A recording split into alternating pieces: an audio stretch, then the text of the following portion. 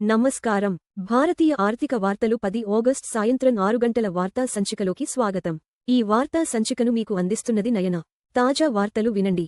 Sensex 78,842.44 43 PTS 0.06% పెరిగింది. అత్యధిక లాభం టైటన్ 3.02% పెరిగింది. అత్యధిక నష్టం SBI 2.39% తగ్గింది. నిఫ్టీ 50 నేడు 24,583.80 0.05% వద్ద ఉంది. 0.05% పెరిగింది. NSE యొక్క అగ్ర 50 కంపెనీలను ట్రాక్ చేస్తుంది. పెరిగిన చమురు ధరల మధ్య ఫ్లాట్గా ముగిసిన సెన్సెక్స్.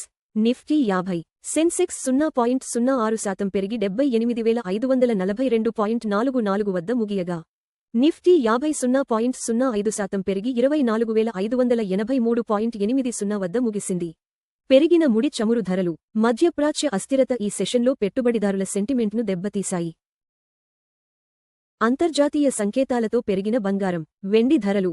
బంగారం ధర 0.15% పెరిగి ప్రతి ట్రాయ్ ఔన్స్కు $4,394 మరియు 30 సెంట్లు వద్ద ముగిసింది. వెండి ధర కూడా 0.47% పెరిగి ప్రతి ట్రాయ్ ఔన్స్కు $64 మరియు 11 సెంట్లు వద్ద స్థిరపడింది.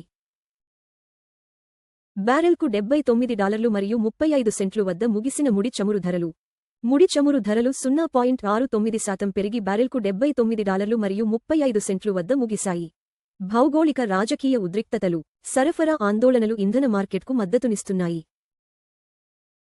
1,617 కోట్ల రూపాయలు సమీకరించేందుకు ఆగస్టు 12న షిప్రాకెట్ ఐపీఓ ప్రారంభం. రాబోయే షిప్రాకెట్ ఐపీఓ ఆగస్టు 12 నుండి 14 వరకు ఇండియన్ రూపీ 1,617 కోట్లను సమీకరించాలని లక్ష్యంగా పెట్టుకుంది.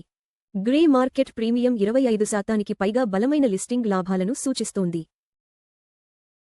హిందుస్థాన్ కాపర్ మొదటి త్రైమాసిక నికర లాభం 162.4% పెరిగి ఇండియన్ రూపీ 352 కోట్లకు చేరింది.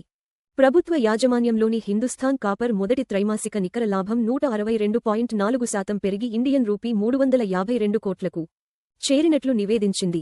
కంపెనీ బలమైన కార్యాచరణ పనితీరు మరియు అనుకూలమైన రాగి ధరల నుండి ప్రయోజనం పొందింది. మొదటి త్రైమాసిక నికర నష్టంతో భారత్ ఫోర్జ్ షేర్లు 9% పతనం. భారత్ ఫోర్జ్ 90 కోట్ల రూపాయలు అసాధారణ నికర నష్టాన్ని నివేదించిన తర్వాత దాని షేర్లు దాదాపు 9% పడిపోయాయి. ఈ త్రైమాసికంలో అసాధారణ అంశాల వల్ల కంపెనీ ఆదాయం కూడా ప్రభావితమైంది.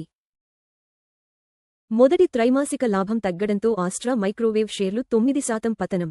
Q1 FY27 లాభాల్లో 24% క్షీణత నమోదైన తర్వాత ఆస్ట్రా మైక్రోవేవ్ షేర్లు దాదాపు 9% పడిపోయాయి. ఇదే కాలంలో కంపెనీ ఆదాయం కూడా దెబ్బతింది.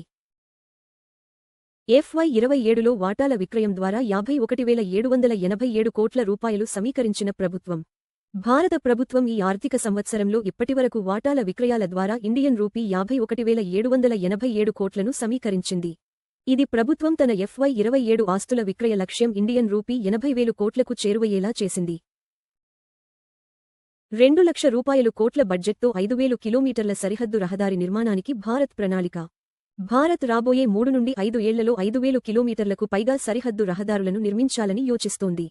సైనిక కదలికలు మరియు వాణిజ్యాన్ని పెంచడానికి ఈ ప్రాజెక్ట్ అంచనా బడ్జెట్ 2 లక్ష రూపాయలు కోట్లు.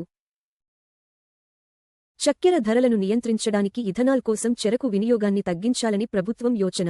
రికార్డు స్థాయిలో ఉన్న చక్కెర ధరలను అదుపు చేసేందుకు ఇథనాల్ ఉత్పత్తికి చెరకు వినియోగాన్ని తగ్గించాలని ప్రభుత్వం పరిశీలిస్తోంది.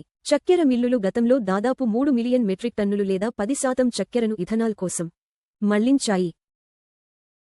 FD వడ్డీ రేట్లు 3 కోట్ల రూపాయలు లోపు. Kotak Mahindra bank 7.30%, bank of Baroda 7.15%, Punjab national bank 7.10%, HDFC bank 6.60%.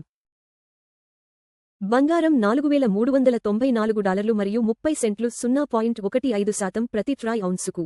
Approximately equal to 134,623 రూపాయలు ప్రతి 10 గ్రా. బంగారు ధర 0.15% పెరిగింది. మునుపటి ముగింపు $4,387 మరియు 80 సెంట్లు నుండి. బంగారు ధరలు ప్రపంచ డిమాండ్, డాలర్ బలం మరియు ద్రవ్యోల్బణ అంచనాలను ప్రతిబింబిస్తాయి. వెండి $64 మరియు 11 సెంట్లు 0.47% ప్రతి ట్రాయ్ ఔన్సుకు. అప్రాక్సిమేట్లీ ఈక్వల్ టు 1,964 రూపాయలు ప్రతి 10 గ్రా. వెండి ధర 0.47% పెరిగింది.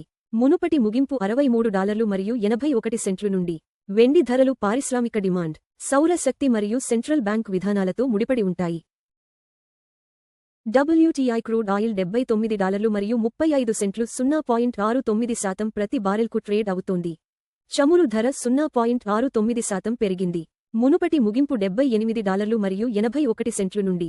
చమురు ధరలు ఇంధన వ్యయాలు, ద్రవ్యోల్బణం మరియు భారతీయ రూపాయిని గణనీయంగా ప్రభావితం చేస్తాయి. $95.29 0.10% వద్ద భారతీయ రూపాయికి వ్యాపారమవుతోంది. రూపాయి 0.10% బలహీనపడింది. మునుపటి ముగింపు $95 మరియు 20 పైసలు నుండి. బలహీనమైన రూపాయి దిగుమతి వ్యయాలను పెంచుతుంది, అయితే ఐటీ మరియు ఫార్మా ఎగుమతిదారులకు ప్రయోజనం చేకూరుస్తుంది. LPG సిలిండర్ ధరలు, ప్రధాన నగరాలు: చెన్నై $957 మరియు 50 పైసలు, 2906 రూపాయలు. బెంగళూరు $944 మరియు 50 పైసలు, 2821 రూపాయలు. హైదరాబాద్ $994, 2985 రూపాయలు. ఆంధ్రప్రదేశ్ $966 మరియు 50 పైసలు, 2921 రూపాయలు మరియు 50 పైసలు. భారతీయ ఆర్థిక వార్తలు చూసినందుకు ధన్యవాదాలు. ప్రతిరోజు ఉదయం మరియు సాయంత్రం 6 గంటలకు మా వార్తలు చూస్తూ ఉండండి. లైక్, షేర్ మరియు సబ్స్క్రైబ్ చేయండి.